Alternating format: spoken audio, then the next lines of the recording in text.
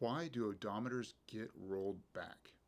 Hi, this is Consumer Protection Attorney Bill Clanton.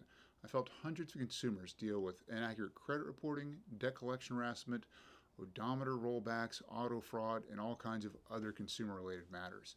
In this video, I'll be answering a question that I was asked the other day, which is, why do odometers get rolled back? Well, money is the short answer to that question. And here's why I say that. Nobody has any incentive to roll back an odometer. It's a crime, and the penalties for it are huge. The damages in those cases are a multiplier, 3 times your actual damages, plus attorney's fees. It can be very expensive if you get caught rolling back an odometer.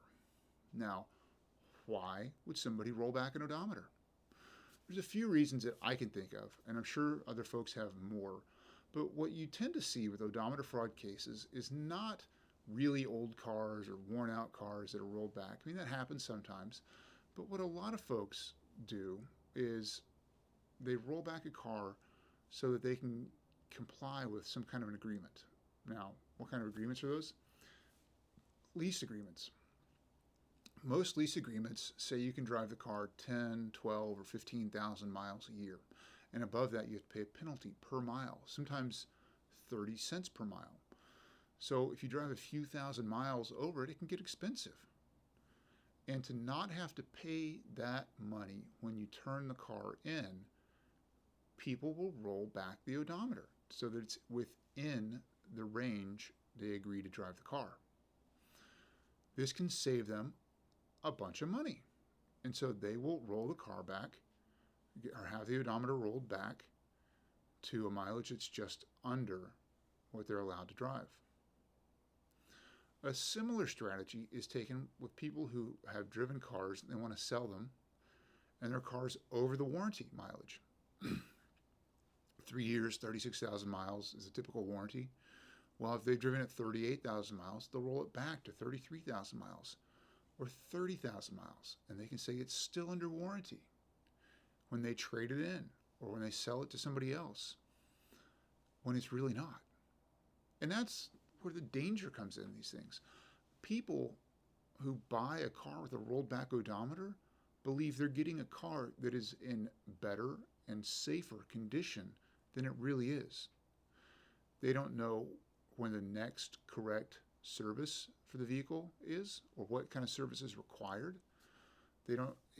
It throws the car off and the care of the car off and the maintenance of the car off. So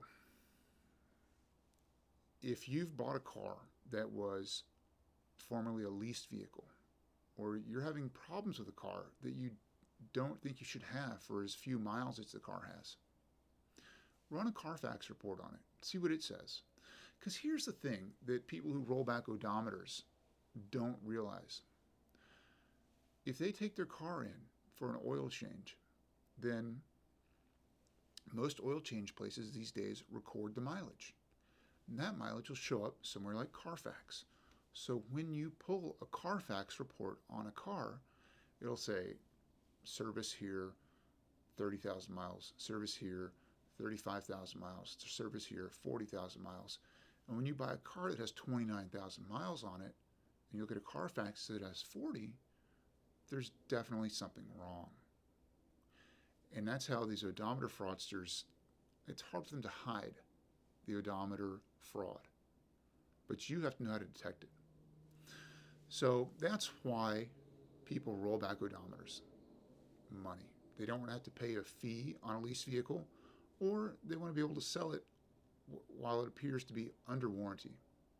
I'm sure there's other reasons that odometer fraudsters have for doing it, but those are 2 common reasons. I hope you've learned something watching this video, and I would appreciate it if you subscribe to my channel. Thanks for watching.